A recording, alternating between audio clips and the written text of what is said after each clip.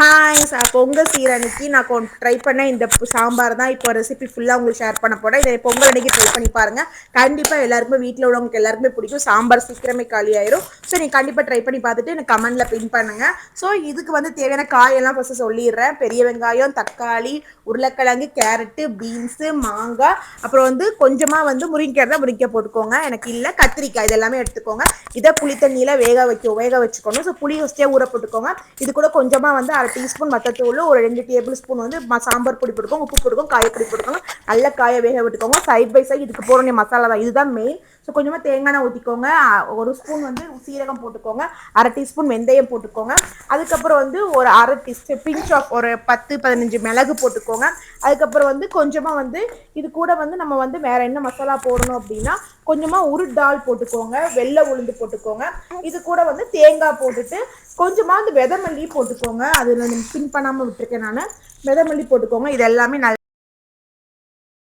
இது எல்லாமே வறுத்துட்டு இதை வந்து அரைச்சிக்கோங்க. அரைச்சிட்டு இதை வந்து நம்ம வேக வச்சுருக்க சாம்பார் கூட ஆட் பண்ணிக்கோங்க. ஆல்ரெடி பருப்பு வந்து நான் வந்து 250 கிராம் வேக வச்சுருந்தேன், அதையும் இது கூட ஆட் பண்ணிவிட்டேன். நமக்கு சாம்பார் சூப்பராக ரெடி ஆகிடுச்சு. இது கூட வந்து சின்ன வெங்காயமும் கொஞ்சம் கறி லீவ்ஸும் போட்டு தாளித்து ஊற்றிக்கோங்க. தேவைக்காத உப்பு வந்து அளவாக போட்டுக்கோங்க.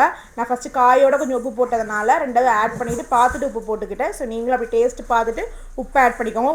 உப்பு எல்லாமே கரெக்டாக இருந்துச்சு எனக்கு முதல்ல போட்ட சாம்பார் பொடி வத்தப்பொடியிலே. ஸோ நீங்களும் ட்ரை பண்ணி பாருங்கள். இதுக்கு சைடிஷாக நான் பண்ண பொரியலும் ஆட் பண்ணியிருக்கேன்.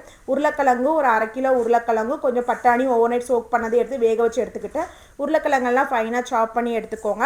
சாப் பண்ணி நல்லா வேக வச்சதுனால ஓரளவுக்கு தெரியாமல் கட் பண்ணிக்கோங்க. இது கூட வெங்காயம், கடுகு, கொஞ்சம் வந்து கருவேப்பிலை இதெல்லாம் போட்டு தாளிசம் பண்ணிவிட்டு காயப்பொடி போட்டுக்கோங்க, உப்பு போட்டுக்கோங்க. அப்புறம் நம்ம வேக வச்சுருக்க பட்டாணியும் இது கூட ஆட் பண்ணிக்கோங்க. ஆட் பண்ணிவிட்டு இதுக்கு தேவையான மசாலாவுக்கு வந்து சாம்பார் பொடி வத்தப்பொடி போடலாம். நான் இன்றைக்கி சாம்பார் பொடி தான் போட்டேன்.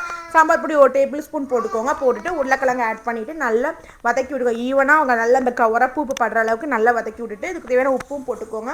போட்டுட்டு இது கூட வந்து நீங்கள் தேங்காய் பூ வந்து சீரகம் போட்டு அரைச்சி போடலாம். பட் நான் ப்ளைனாக அது கூட சீரகம் போட்டதுனால நான் கொஞ்சம் மைல்டாக தேங்காய் பூ மட்டும் போட்டு மல்லியில் சிம்பிளாக 4 தக்காளி மட்டும் வேக வச்சுக்கோங்க. அதுக்கப்புறம் தாளிச்சதுக்கு வெங்காயம், கடுகு, கருவேப்பிலை தாளிச்சிட்டு கொஞ்சமாக தேங்காய், சீரகம், வெள்ளைப்பூடு மட்டும் அரைச்சி ஊற்றுங்க.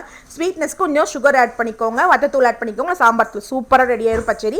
ஆக்சுவலி நான் எப்போவுமே சிம்பிளாக கேரட் பீன்ஸ் பொரியலும் நான் பின் பண்ணியிருக்க அளவு தான் எல்லாமே எடுத்துக்கிட்டேன். ஸோ பாலில் 1/2 லிட்டர் பாலில் ஃபஸ்ட்டு வேக வச்சுட்டு அதுக்கப்புறம் ஜாகரி ஆட் பண்ணி இப்போ சிறுபருப்பு எல்லாம் வெந்ததுக்கப்புறம் ஆட் பண்ணுங்கள் ரிமைனிங் மில்கை. ஸோ தலைவாழை இலைக்கு எல்லாமே சூப்பராக ரெடி ஆயிடுச்சு. ஸோ இந்த பொங்கலுக்கு இந்த சாம்பார், இந்த பச்சடி, இந்த பாயசத்தை கண்டிப்பாக ட்ரை பண்ணி பாருங்கள். உங்கள் வீட்டில் எல்லாருக்கும் விரும்பி கண்டிப்பாக சாப்பிடுவாங்க. ஸோ இந்த டிஷ்லேயே எனக்கு ரொம்ப பிடிச்சது சாம்பார், ரொம்ப பிடிச்சிருந்துச்சு. பச்சடி, அவல் பாயசம் சூப்பராக இருந்துச்சு. கேரட் பீன்ஸ் போய் நமக்கு ரெகுலராக பண்ணுறதுனால எனக்கு பெருசாக தெரில, கொஞ்சமாக பிரண்டத்துக்கும் நான் இலையில வச்சுருக்கேன். ஸோ டிஷ் வந்து அருமையாக இருந்துச்சு. இந்த பொங்கல் எல்லாருக்குமே சிறப்பாக இருக்கட்டும்.